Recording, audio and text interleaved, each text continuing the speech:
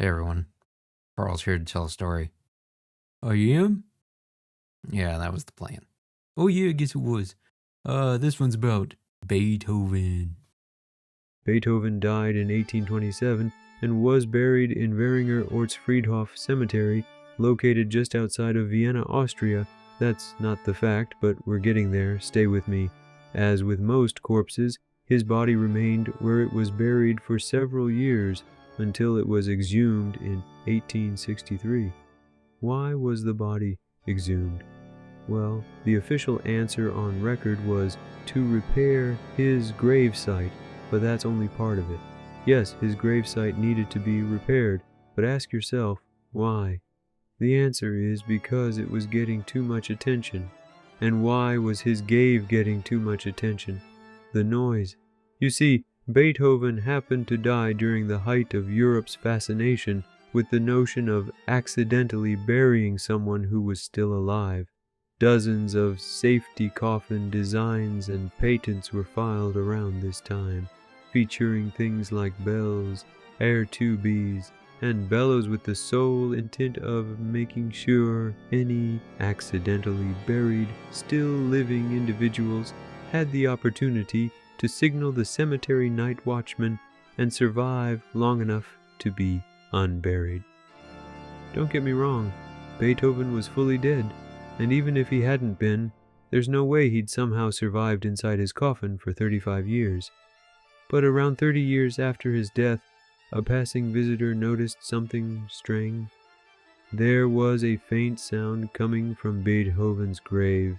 Over the next 5 years, the sound became louder and clearer, drawing more and more guests to visit the strange grave until the cemetery decided something had to be done.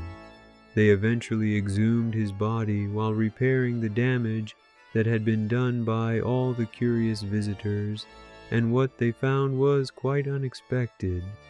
The noise coming from Beethoven's coffin was music? Well, sort of. It definitely sounded like music, but it also sounded very off. Eventually, someone realized that the noise was actually Beethoven's Ninth Symphony, but it was being played in reverse. Well, the cemetery quickly put two and two together and concluded that backwards music must be the work of the devil, and therefore the only way Beethoven could have become so famous and produced such beautiful symphonies despite also being deaf was that he'd sold his soul and possibly his hearing to the devil in exchange for musical prowess, which means this cacophonous noise emanating from his corpse is some demonic byproduct of that deal. So they did the only logical thing they could do and surrounded his wooden coffin with a much thicker metal one and reburied him, and it worked for a while. The Währinger Ortsfriedhof Cemetery closed 10 years later in 1873, and in that time, the owners of the cemetery had kept Beethoven's secret. But 15 years later, in 1888, Beethoven's grave would be exhumed and reburied once more. Third time's the charm, right?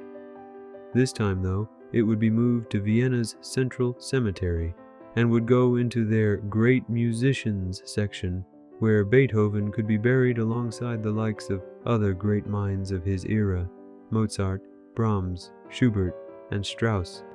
When the owners of the land explained to the crew who'd come to dig up Beethoven's coffin that Beethoven's Ninth Symphony, played in reverse, was emanating from the coffin, nobody believed them. But sure enough, once the metal box had been unearthed, a faint noise could be heard. The previous cemetery's owners explained it was the work of the devil, and that they'd likely be better off burning the body, but Central Cemetery brushed off the warning, dismissing it as nonsense. It turned out to be a good thing that Beethoven's corpse was being moved to a cemetery dedicated to famous musicians, because amongst the team of caretakers for Beethoven's new plot was an expert in music. And this expert identified that the sound was not actually Beethoven's Ninth Symphony being played in reverse, but Fifth Symphony being played in reverse. When Beethoven was buried for the third time, they once again included a tube at his burial site, but this one wasn't for air, it was for listening. The music expert would periodically check in, as he wanted to confirm a theory, and sure enough, just as he expected, several months after being reburied, the sound coming from Beethoven changed once again. It was now his Fourth Symphony played in reverse. A few years later, it changed once more, and putting your ear to the tube would reveal Beethoven's Third Symphony being played backwards. Then, eventually, it was his second, and lastly, his original symphony in reverse, emanating from the grave, until finally, years later, Beethoven's grave was silent. And so with that story shared, you now have a new Beethoven fact to share with your friends. Compared to other great musicians of this time, Beethoven took a really long time to decompose. Well, that's disgusting. Yeah, it was pretty good one though. Yeah, sure it was. Favorite classical composer, top commenters, like and subscribe. See you next week. Maybe.